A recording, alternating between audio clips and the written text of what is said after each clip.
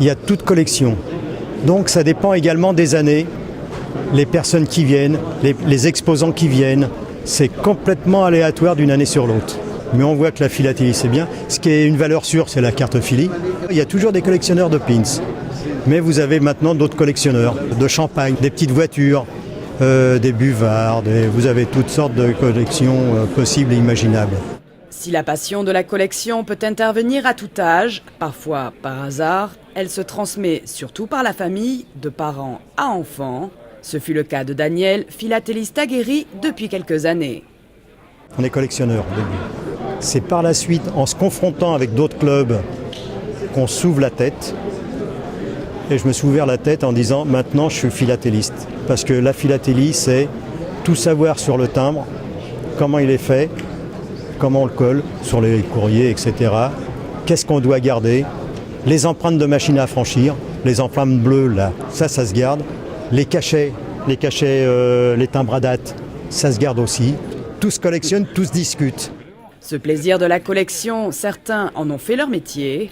Comme Thierry Beugnier, amoureux de timbres depuis 37 ans et négociant philatélique qui a ouvert sa boutique en ligne en 2010.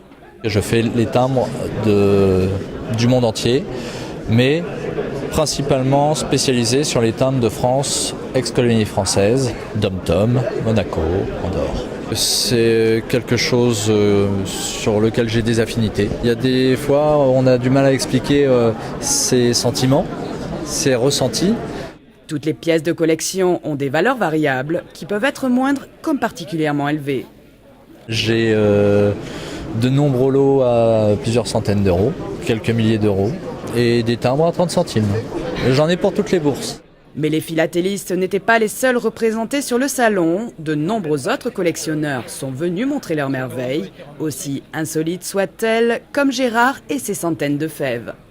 Ça fait quand même bien une trentaine d'années, oui, que je collectionne, échange, vends, achète, oui, dans le domaine de la fève. Il faut dire que, avant d'être retraité, j'étais chef pâtissier. Les amateurs ne le soupçonnent pas, mais les fèves racontent toute une histoire particulière. Il en existe des contemporaines, des classiques, des personnalisées par les boulangeries, mais également des plus précieuses. Après, on va avoir la fève des grands pâtissiers. Là, on va avoir le nôtre, on va avoir Fauchon, on va avoir des choses comme ça qui vont monter un peu plus. On va arriver à des 8-10 euros la fève.